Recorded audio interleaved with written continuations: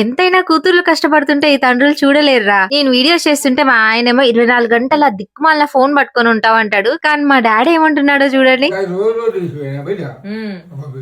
మరి రోజు రోజు వీడియోలు కావాలి కదా డాడీ, రోజు 3 వీడియోలు కావాలి.